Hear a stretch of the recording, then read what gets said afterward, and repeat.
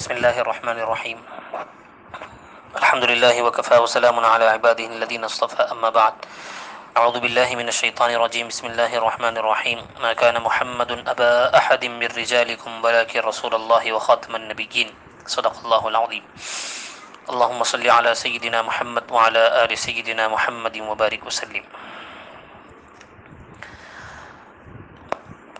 ختم نبوت کس کو بولتے بھائی؟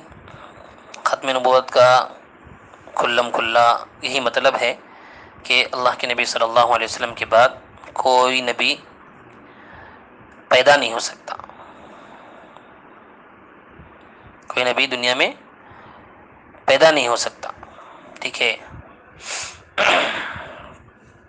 نبی آ تو سکتے ہیں لیکن پیدا ہو کر نہیں آتے۔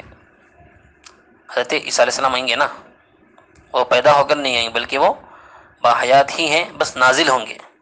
تو اس لیے اگر نبی آئیں گے ہی نہیں تو ایک مسئلہ کھڑا ہو جاتا، لوگ بول سکتے کہ حضرت عیسیٰ علیہ السلام تو آئیں گے، کیا آپ ان کو نبی نہیں مانتے؟ تو ایک ہی نبی آئیں گے، کون؟ حضرت عیسیٰ علیہ السلام، وہ بھی پہلے سے ہی نبی ہیں، ابھی بھی اگر آئیں گے تو اس میں کوئی مسئلہ نہیں، لیکن پیدا کوئی بھی نہیں ہوگا۔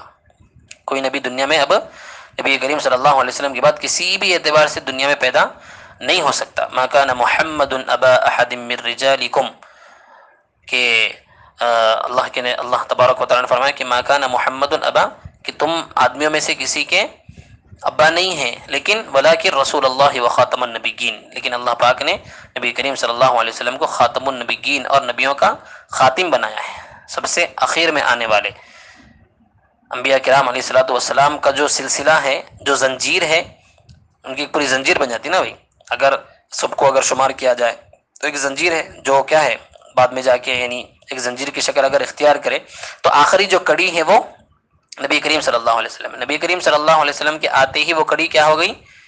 بھر گئی۔ اب اس کڑی میں گنجائش ہے ہی نہیں، اگر ہم لگائیں گے تو داغ دبے لگیں گے۔ اس میں عمارت ہے، صرف ایک اینٹ کی جگہ ہے، وہ ایک اینٹ رکھ دے تو عمارت عمارت بالکل تیار ہے۔ اب پھر دوبارہ رکھیں گے تو کیا ہے اس میں کمی نظر آئے گی، عیب نظر آئے گا۔ تو وہ آخری اینٹ کون تھے؟ نبی کریم صلی اللہ علیہ وسلم تھے۔ جیسے ہی اللہ کے نبی صلی اللہ علیہ وسلم کی بعثت ہو گئی، وہ عمارت، وہ زنجیر، وہ کڑی، وہ سب کیا ہو گئے؟ پر ہو گئے۔ اب کسی کی اس میں گنجائش نہیں ہے، کوئی نبی اور رسول بن کر دنیا میں پیدا نہیں ہو سکتا۔ یہ عقیدہ رکھنا ہمارے لیے ضروری ہے، ٹھیک ہے۔ اگر یہ عقیدہ ہم نہیں رکھیں گے، کوئی بھی ایمان والا عقیدہ نہیں رکھے گا تو پھر وہ ایمان والا ہرگز بھی نہیں ہے۔ ضروریات دین میں سے ہے یہ۔ عقائد کی بحث میں آپ کو بتایا گیا تھا کہ ضروریات دین میں سے ہر بات کا ماننا ایمان والے کے لیے ضروری ہے۔ اس میں سے کسی ایک بات کا اگر انکار کر دے تو پھر وہ کیا ہو جائے گا؟ انکار کرنے کی وجہ سے کافر ہو جائے گا۔ تو یہی مطلب ہے ختم نبوت کا بھی۔ اس کو سمجھنے کے لیے بس ہمیں موٹی موٹی 3-4 باتیں 5 باتیں سمجھنی ہیں، وہ اگر ہم سمجھ جائیں گے تو انشاءاللہ ختم نبوت سمجھ میں آ جائے گی۔ اسلام اور کفر، ان دونوں کی ٹکر ہمیشہ سے ہے، ٹھیک ہے۔ کفار، مشرکین، یہ سب کیا ہیں؟ اسلام کے دشمن ہیں، ہمیشہ اسلام کو ختم کرنے کی ان کی سازشیں رہی ہیں۔ اب انہوں نے کس طرح سازشیں کی، اس کی لمبی فہرست ہے، لیکن اللہ پاک کا یہ وعدہ ہے کہ ایک نہ ایک دن اسلام کو کیا ہے؟ مکمل غلبہ مل کر رہے گا۔ اس کی اللہ پاک کی یہ بشارتیں مکمل ہوتی گئیں۔ خود فتح مکہ کے بعد کے واقعات یہ بھی اسلام کے غلبے میں سے آتے ہیں، لیکن ایک سب سے بڑا غلبہ کیا ہوگا کہ حضرت عیسیٰ علیہ السلام جب دنیا میں آئیں گے، جب ان کی خلافت ہوگی تو اس وقت ساری دنیا کیا ہے؟ اسلام والی ہوگی، مسلمان ہوگی، کوئی اس میں کافر نہیں ہوگا، ٹھیک ہے۔ تو یہ سب سے بڑا غلبہ ہے۔ تو ایک نہ ایک دن اسلام کو غلبہ ملے گا، لیکن اب اسلام کو کمزور کرنے کے لیے، اسلام کو ختم کرنے کے لیے جو سازشیں کفار کرتے ہیں، ان میں سے ایک سازش یہ بھی ہے کہ بہت سارے جھوٹے مدعیان نبی پیدا ہوں گے۔ یہ خود اللہ کے نبی صلی اللہ علیہ وسلم کی بشارت ہے، پیشین گوئی ہے کہ اللہ کے نبی صلی اللہ علیہ وسلم نے ارشاد فرمایا تھا کہ میرے بعد بھی کیا ہے؟ بہت سارے جھوٹے نبی اور رسول، اپنے آپ کو عیسیٰ بولنے والے، اپنے آپ کو مہدی بولنے والے، یہ دنیا میں آئیں گے، ٹھیک ہے۔ لیکن میں ہی آخری نبی ہوں، میں خاتم النبیین ہوں، یہ بات اللہ کے نبی صلی اللہ علیہ وسلم نے اپنی زبانی بیان فرما دی۔ تو سب سے پہلی بات تو ہمیں سمجھنا ہے نبوت کا مطلب کیا ہے۔ لیکن یہ بات آپ سمجھ گئے عقائد کی بحث میں، نبی رسول کس کو بولتے ہیں آپ کو تفصیل سے بتایا گیا، نبی کس کو بولتے ہیں، رسول کس کو بولتے ہیں، ٹھیک ہے۔ لیکن اس میں ایک چیز یہ سمجھنی ہے کہ نبوت کا جو زمانہ تھا اور نبوت نبوت کو جو زمانہ تھا ہر انبیاء کا طے تھا، وقت بھی طے تھا اور قوم بھی طے تھی کہ جتنے بھی انبیاء علیہ الصلوۃ والسلام دنیا میں آئے اللہ پاک نے ان کو ایک مدت تک کے لیے نبی بنا کر بھیجا کہ آپ مثال کے طور سے 300 سال کے لیے نبی ہیں، ٹھیک ہے، اور ایک قوم کے لیے جیسے کہ قرآن کریم میں واقعات ملتے ہیں، قوم لوط، قوم نوح، اور اسی طریقے سے کیا ہے قوم ہود، قوم صالح علیہ الصلوۃ والسلام. تو یہ جو قومیں تھیں انہی قوم کے لیے بس صرف اللہ تبارک و تعالیٰ نے ان کو نبی بنایا تھا، سارے عالم کے لیے نہیں بنایا تھا. تو جب وہ نبی بن کر آتے تھے یا رسول بن کر آتے تھے تو اتنے وقت کے لیے ہی آتے تھے اور اس قوم کے لیے ہی آتے تھے.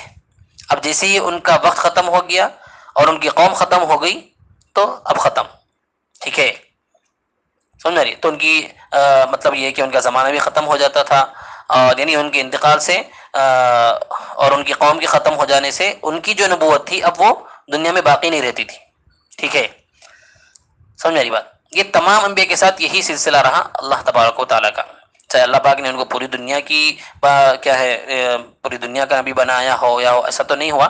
جتنے بھی انبیاء آئے وہ سارے کے سارے ایک متعین وقت کے لیے آئے اور ایک مخصوص قوم کے لیے آئے، ٹھیک ہے، یا مخصوص ایک علاقے کے لیے، ملک کے لیے آئے.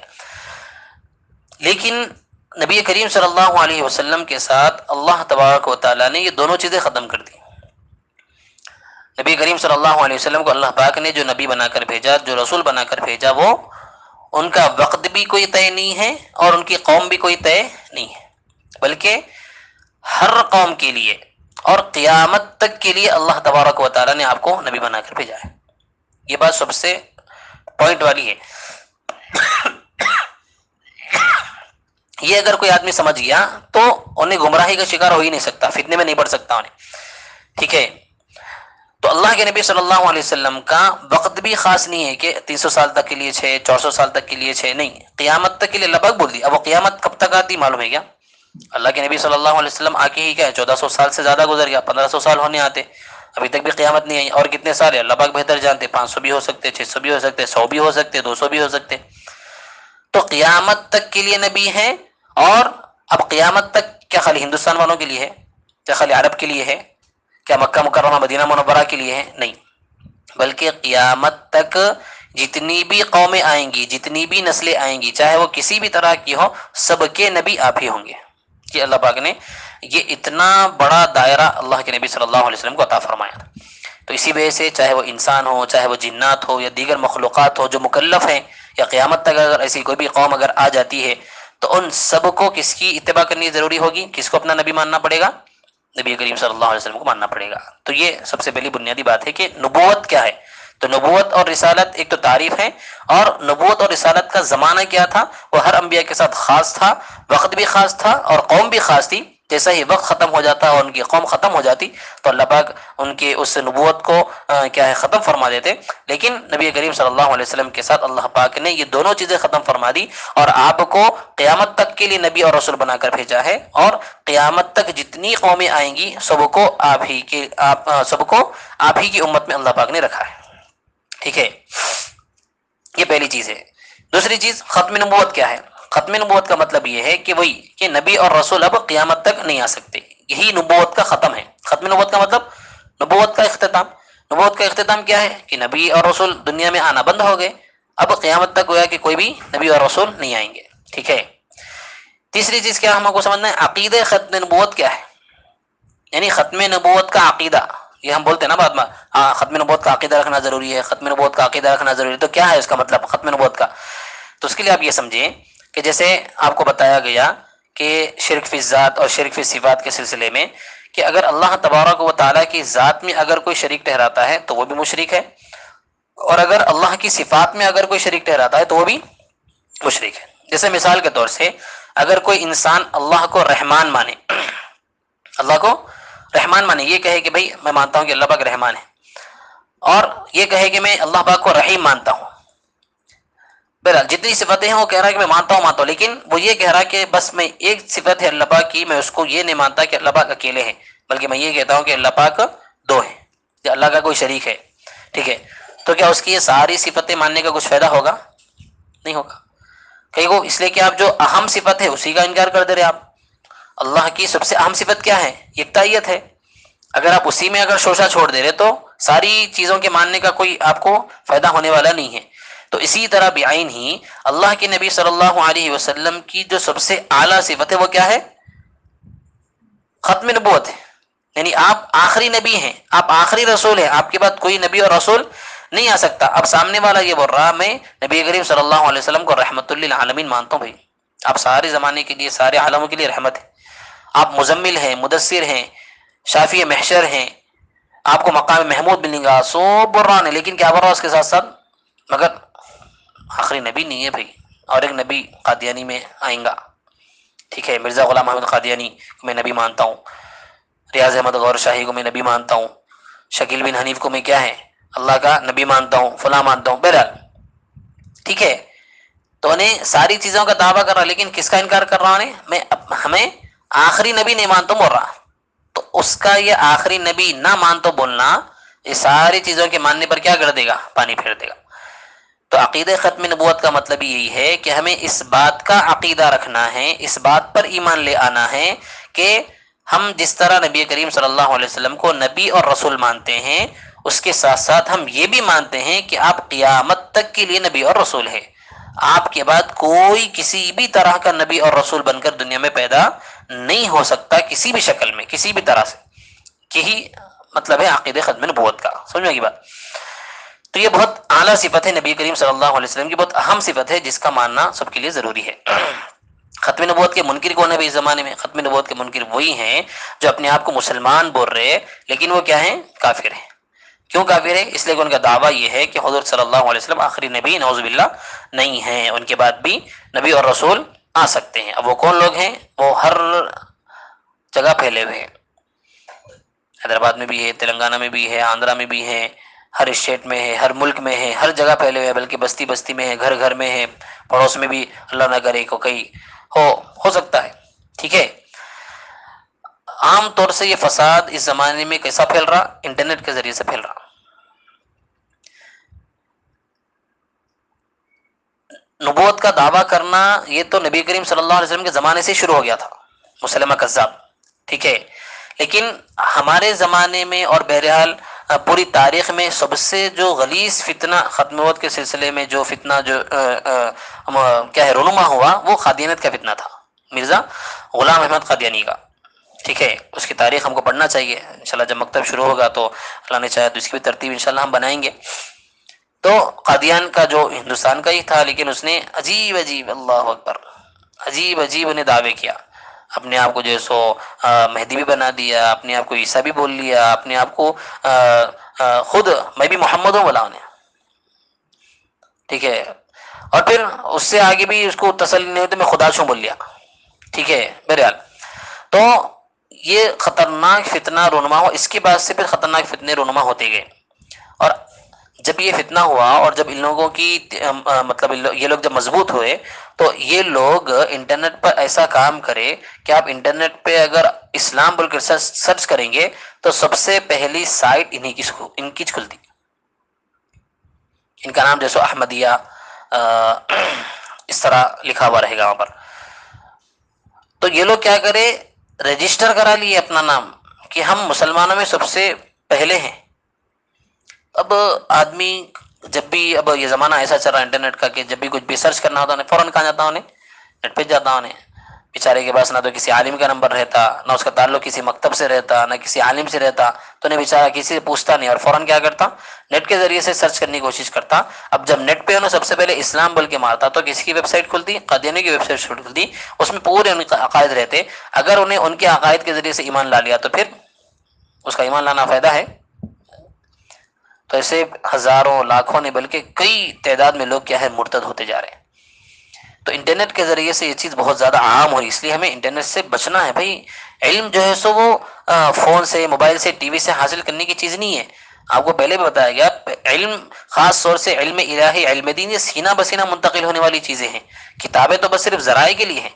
اللہ پاک سامنے والے اور پڑھانے والے کی دلچسپی اور دونوں کے دلی میل جول کو دیکھتے ہوئے، ان کی تڑپ کو دیکھتے ہوئے اللہ پاک سامنے والے کو عطا فرماتے. پڑھانے والا بھی ایک ذریعہ ہوتا، بس جو لوگ پڑھنے والے ہوتے ان کی دلی کیفیت کو دیکھ کر اللہ پاک کیا کرتے، ان کو اتنا علم. خیر بات لمبی ہو جائے گی.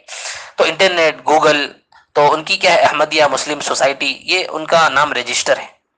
آپ اگر صرف دیکھنے کے لیے آپ سرچ کریں تو آپ کو پتہ چل جائے گا، لیکن ان کی آگے جا کے اور پڑھنا کرنا وہ نہیں کرنا چاہیے. ہاں اگر آپ بہت زیادہ علم حاصل کر لیے پہلے پھر اس کے بعد دیکھ رہے تو وہ الگ چیز ہے. لیکن تو انٹرنیٹ کے ذریعے سے کیا ہو رہا ہے، یہ لوگ بہت آگے بڑھتے جا رہے اور اپنی لوگوں کو کیا ہے آگے بڑھاتے جا رہے، اور لوگوں کے اندر یہ نظریہ پیدا ہوتے جا رہا کہ بھائی نعوذ باللہ نبی کریم صلی اللہ علیہ وسلم کے بعد بھی آخری نبی آنے والے ہیں. تو ان سے ہمیں بہت زیادہ بچنا ہے. تو پہلے تو کیا ہے، نبوت کیا ہے وہ ہم سمجھیں اچھی طریقے سے، پھر ختم نبوت کیا ہے وہ سمجھیں، عقیدہ ختم نبوت کیا ہے وہ سمجھیں، اور پھر یہ کون لوگ ہیں وہ ہم سمجھیں. تو پھر انشاءاللہ بچنا آسان ہے. کرنا کیا ہے بھائی، ہم کو کرنا کیا ہے کہ بس جو لوگ پہلے تو اپنے آپ کو بچانا ہے اس سے. ٹھیک ہے، سب سے پہلے تو اپنے بارے میں سوال ہوگا نا بھائی، اپنے آپ کو بچانا ہے. پھر اس کے بعد اگر ہم کوشش کر سکتے ہیں کہ جو لوگ اس میں مبتلا ہو گئے ان کو اس سے بچا کر لانا ہے. آپ کی گاڑی قبضہ کر لیے، آپ کا گھر قبضہ کر لیے، خاموش بیٹھ جاتے. نبی کریم صلی اللہ علیہ وسلم کی ذات اس میں قبضہ ہو رہی. ٹھیک ہے، ختم نبوت پر حملہ کا مطلب کیا ہے، نبی کریم صلی اللہ علیہ وسلم کی ڈائریکٹ ذات پر حملہ ہے نا بھائی. اسی وجہ سے دینی خدمات میں سب سے بڑی خدمت اسی کو قرار دیا گیا کہ جو ختم نبوت سے جڑا رہا اور اس کا کام کرتا رہا تو انشاءاللہ یقینی طور سے نبی کریم صلی اللہ علیہ وسلم کی اس کو سفارش ہوں گی. ایسے بے شمار واقعات ہوئے. حضرت شاہ عطا اللہ بخاری رحمۃ اللہ علیہ جو پاکستان کے تھے اور ہمارے قریب کے زمانے کے ہیں، ان کا سلسلہ بھی وہ بھی سید گھرانے کے تھے، اور وہ محبت میں جناب نبی کریم صلی اللہ علیہ وسلم کو نانا جان سے خطاب کرتے تھے. تو وہ بہت بڑے کیا ہے ختم نبوت کے سپہ سالار گزرے. انہوں